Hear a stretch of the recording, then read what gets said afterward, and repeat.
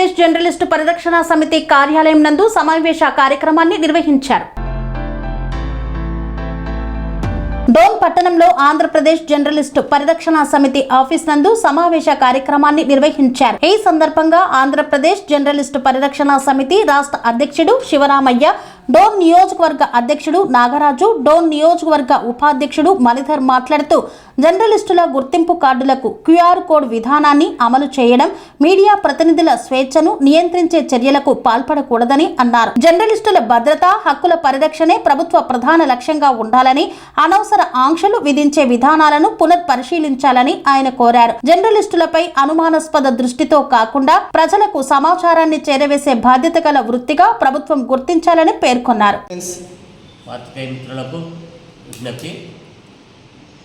ముఖ్యంగా నెల్లూరు జిల్లా ఎస్పీ గారు కేవలం అక్రెడిటేషన్ ఉన్నవారికి మాత్రమే క్యూఆర్ కోడ్ ఇస్తానని, అక్రెడిటేషన్ లేని వాళ్ళకి క్యూఆర్ కోడ్ లేదని చెప్పడము విరుద్ధము.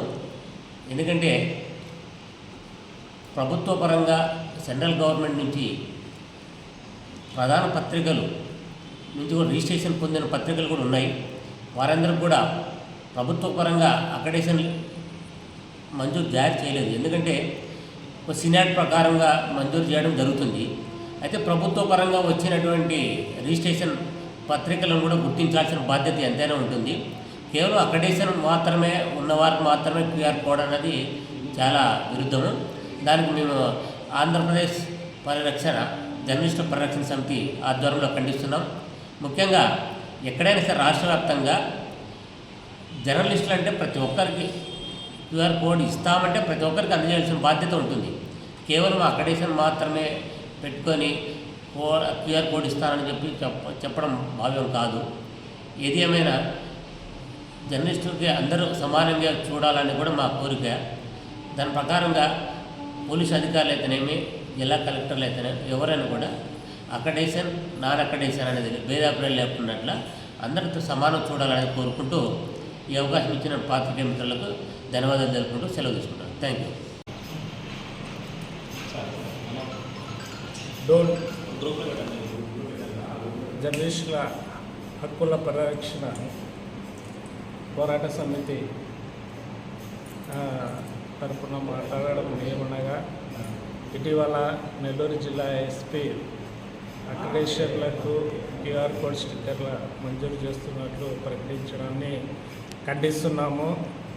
ఇది పద్ధతి సరైన పద్ధతి కాదు. అక్రెడిటేషన్ లేని వారికి గుర్తింపు లేకుండా పోతుంది. దీన్ని మేము వ్యతిరేకిస్తున్నాము. విధానంపై భవిష్యత్తులో పోరాటానికి కూడా సిద్ధం అవుతాము అని తెలియజేస్తాం. మీ డిమాండ్ ఏమి ప్రధానంగా?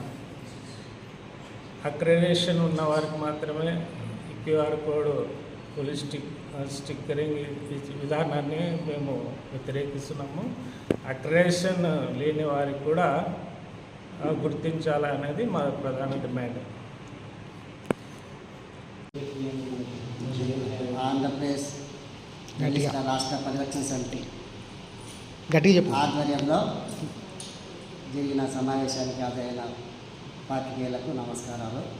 ఇటీవల కాలంలో తిరుపతి, అన్నమయ్య జిల్లా, ఈ నెల్లూరు జిల్లా ఎస్పీలు, నంద్యాల జిల్లా ఎస్పీ కూడా అక్రెడిటేషన్ కార్డు ఉన్న వాళ్ళకి పోలీస్ స్టిక్కర్ అంటే ప్రెస్ స్టిక్కర్ ఇస్తామని ప్రకటన చేసినారు.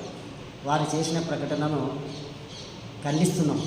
ఎందుకంటే అక్రెడిటేషన్ కార్డు అనేది జర్నలిజానికి ప్రామాణికం కానే కాదు.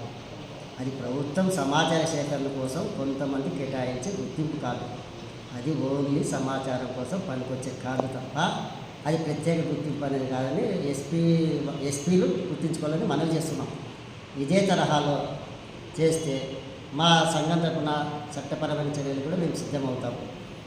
ఇప్పుడు పత్రికలు కేంద్ర ప్రభుత్వం నిర్వహించే RNAలో సర్టిఫికేట్ పొందిన తర్వాతనే INPR అంటే సమాచార శాఖలో నమోదు చేసుకున్న తర్వాత ఆ పత్రిక వివరాలతో పాటు పనిచేసే పాత్రికేయుని గుర్తింపు కార్డును ఆధారంగా చేసుకొని అక్రెడిటేషన్ కార్డు మంజూరు చేస్తారని పోలీస్ అధికారులు గుర్తించాలని కూడా కోరుతున్నాం.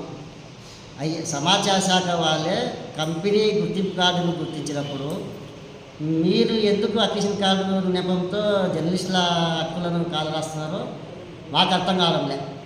ఇటువంటి చర్యలు భవిష్యత్తులో పోలీస్ శాఖకు జర్నలిజానికి మధ్య అంతరాయం పెరుగుతుంది తప్ప అంతరాయం పెరుగుతుందని గుర్తించాలని విన్నవిస్తున్నాం. ఈ విధంగా ప్రతి జిల్లా ఎస్పీలు ఈ విధంగా వ్యవహరిస్తే వారిపైన సమాచార హక్కు చట్టంతో పాటు జర్నలిస్టుల రక్షణ చట్టం ప్రకారము రక్షణ కావాల్సిన అవసరమైన చట్ట ప్రకారము మేము సంఘటనకు చర్యలు తీయడానికి కూడా వెనుకాడమని హెచ్చరిస్తున్నాం. ఇదే విధానం సంస్థ జారీ చేసే అంటే ప్రభుత్వ గుర్తింపు ఉన్న పత్రికల సంస్థలు మీడియా సంస్థలు జారీ చేసే ఐడెంటిటీ కార్డు ఆధారంగానే విధులు నిర్వహిస్తున్నారనేది వాళ్ళు గుర్తించాలి. మీకు అటు విధంగా జర్నలిజం పైన జర్నలిస్టుల పైన ఏదైనా అనుమానాలు ఉంటే కంపెనీ ప్రతినిధులకు తర్వాత సంస్థ యజమానుల నుంచి సమాచారం సేకరించుకోవచ్చు. అటువంటి చేయకుండా మాలో జర్నలిస్టుల మధ్యనే విభేదాలు సృష్టించడానికి ప్రయత్నించవద్దని విన్నవిస్తున్నాం. ఇదే తరహాలో వ్యవహరిస్తే చట్టపరమైన చర్యలు చేసుకోవడానికి కూడా వెనుకాడమని ఆంధ్రప్రదేశ్ జర్నలిస్టుల పరిరక్షణ తరఫున విన్నవిస్తున్నాం.